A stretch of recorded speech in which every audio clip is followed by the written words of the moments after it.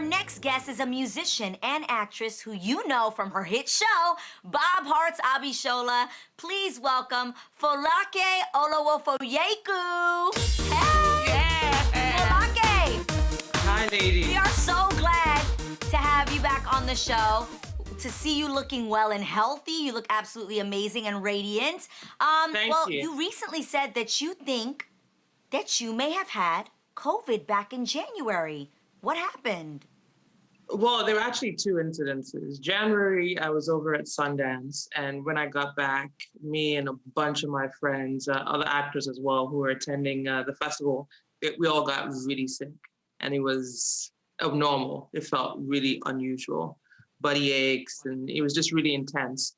And then after lockdown as well, I think that was around April, I felt like something different again, but I wasn't as ill.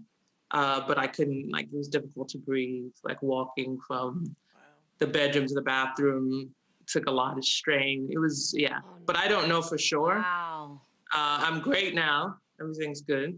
But yeah, I quarantined. Yeah, everything's good now. Well, you went to the Wow, doctor so and glad. they didn't know. Well, in January, we actually had someone come on set and did the head swab, the brain swab, and Brain swab. the brain swab, and I remember asking, "Is this COVID?" And he was like, "No, COVID is all the way in China. You have nothing to worry about." And then, yeah, and then the second time around was during lockdown, and if it wasn't serious, that was the time that it was being recommended to just quarantine and just stay at home as much as possible. Yeah. Yeah. Got it. Yeah, well, thank you for sharing your experience and letting us know that there's no solid story. Everybody should just be safe and wear their mask at this time. Exactly. Your show, yes. Well, your show, Bob Hearts Abishola, is one of the few shows currently on air that is not addressing the pandemic. So why do you think producers decided to take that route? I think Chuck wanted this to be sort of like an escape. So I mean, we know our story is like a comedy, and it's a love story, and it's almost aspirational in a way. And I think he wanted it to remain that way, so you could escape everything that's going on in our world and just kind of lose yourself in the comedy and the warmness of our show. Yeah, you're like, I'm living the pandemic. I don't have to watch it as well. Right. Yeah, I mean, I think it's important that shows also cover it. I know that a few shows are doing it and they're doing it marvelously. But I think a balance is always good. So you can choose to go watch those shows, or you can choose to escape with us. Yeah. Well, your character proposed to her man in a recent episode. Is it fun to play a role that breaks the stereotype for having a woman propose? Yeah. I see you.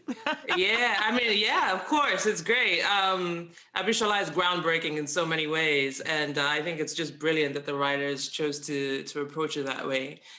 Initially, Bob proposes to her, and she gets cold feet and rejects him. But the beauty about Abishola is she's not afraid to own up to when she's made a mistake. And so she takes charge and she proposes to him. I think it's beautiful, especially in this day and age, that we talk about women going for what they want. I think it's a good example to set. If there's someone you love, tell them you love them. Exactly, you know? Yeah. And you know, when we talk about family, you said that your family in Nigeria, the women typically take the lead in the household. Is that right? In the household, yes. I mean, unfortunately, it's still very much a patriarchal society. But I think, especially, like, I can speak for myself, Yoruba women are greatly respected in the household, and they take charge, and and they take care. Ooh. It's okay. I can't. They take care of stuff. They hold it down. Yes. Exactly. Oh, feel you. well, that's great to hear. We want to take a look at a clip of you in Bob Hearts Abishola. Let's take a look.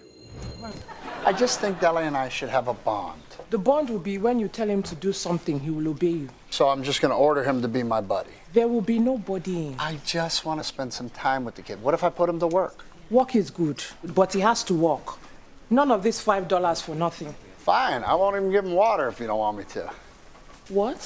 What is wrong with you? No, I was just... What if he gets thirsty? He can have a water break whenever he wants. Whenever he wants. Just tell me the right thing to say and I will say it. That's funny. That is so funny. Now, I have to ask you, you have a lot of family in Nigeria. Do they get to watch the show there? Does it play there? Yes, it started airing earlier in the year, so they're still on season 1, but they're loving it. We're getting a lot of great feedback, a lot of fans that are generating out there. They're very proud of the show. Amazing. Oh. That's And amazing. you, of course, How I'm is- sure. Yeah. I hope so. Everyone I hope is so proud of you. So proud of you in Nigeria. How is your family in Nigeria? Obviously, in light of the SARS protests, what's going on? Everyone's healthy. Thank God. The highly publicized shooting that occurred at Lekki Tollgate that's literally where I grew up. I rode my bike all through that area. I had my guns drawn on me by police in that area as well when I was a teenager. Why? Why? Because me and a couple other teenagers were escorting somebody home, and we turned a corner, and they were all drunk and high, and they pulled their weapons out on us, and then searched us for no reason, and then just told us to go. Luckily, we were safe, but it's a rite of passage in Nigeria to be harassed, to be stopped, and extorted by the police in Nigeria.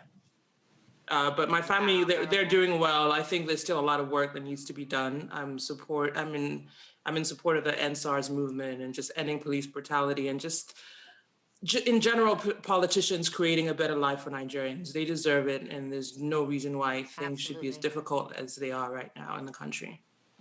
That's right. And so I'm think, asking the politicians to step up. Good. And you have the platform to do so, so that's really amazing that you can reach out to them for that. We have to talk about something else. You are doing a lot. You are keeping busy. You have new music coming out. Tell us about it. I do. Yeah, just keep your eye out on my social media handles, the Folake on Instagram, Twitter, and Facebook. I'm going to be dropping something in about a week or so. It's an ode to all things melanin. Yeah. Hey, I love that. Yeah. Well, Folake, thank you so much for being with us today. We loved having you. You can Thank you catch for Bob having me. Hearts. Definitely. You can catch Bob Hearts Abishola Monday nights at 8:30 on CBS.